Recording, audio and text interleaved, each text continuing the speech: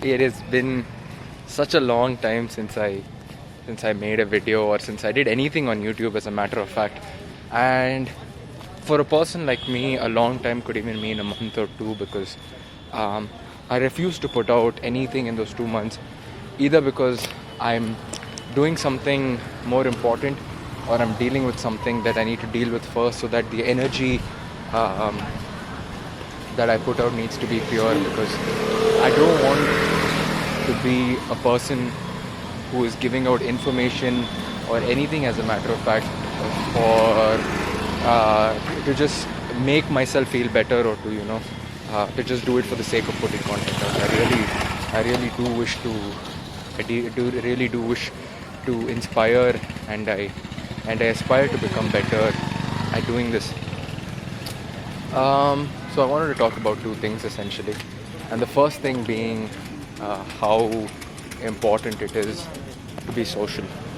And whenever I go through my phases, and whenever I'm in a phase where I'm deeply introspective, or where I have to change something about myself, it's not an easy process, because I have to sit down and let go of a lot of things, and I have to sit down and dissect what is actually bothering me, what do I need to let go of, what am I holding on, and that makes me come back to myself, and that makes me close, and that closes me off from the rest of the world.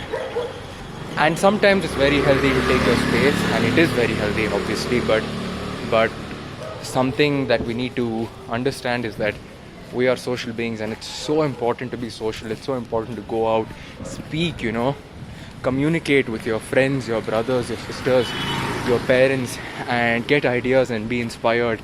And as nice as it is to stay in your room the entire day, it's really not a nice thing to be doing for prolonged periods of time.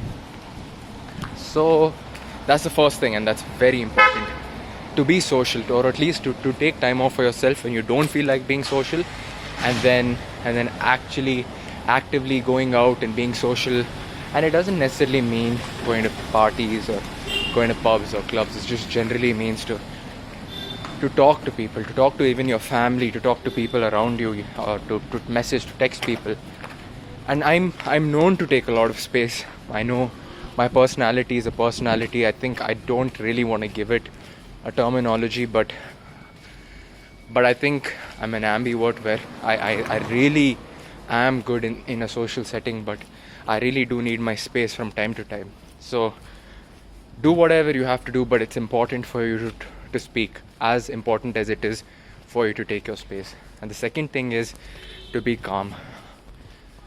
Lately, I started becoming all the things I did not want to become. I started honking when I was riding the bike. I started feeling really frustrated when nothing was going my way. And I was like, this is not who I am. This is not my personality. I don't like honking. I don't like screaming. I don't like shouting. I don't like being trapped by my own emotions. I like being in control of my own emotions, because in most cases we're not in control of a lot of other things in life, but we can be in control of our emotions and how we choose to react to things. So I know that I personally love being in control of who I was. So I had to ask this question to myself: why was I not in control of my own emotions? And I realized that I was fitting in again. I was trying to be like everyone around me, not realizing that what the world is following isn't necessarily the right thing to do. The right thing, however, is to do what you feel is right, and what is in tune with your personality, and what is in tune with who you are.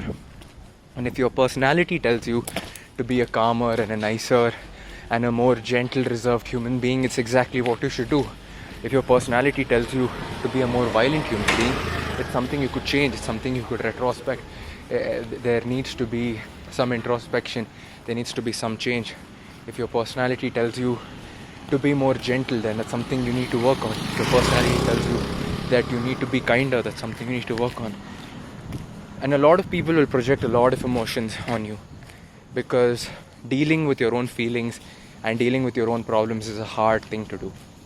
Literally, when you get a feeling, and working and processing that feeling and letting go of that feeling if it's not good for you is a hard thing to do. In most cases, people won't be able to do that, so they'll project it on you. And what you must do is understand that it's merely a projection, not a personal attack. I just burped. I'm sorry. I ate a lot of biryani. And it's not a personal attack. It's not something that you should take offense to. It's not something that should hurt you. It's not something that should do anything to you. It's merely just a projection. And when you realize the world is just a projection of people's insecurities and fears and their unresolved traumas, you start taking all of it so lightly. When people start to insult you, you'll be less of, you'll react less like, huh? And you'll react more like, I see.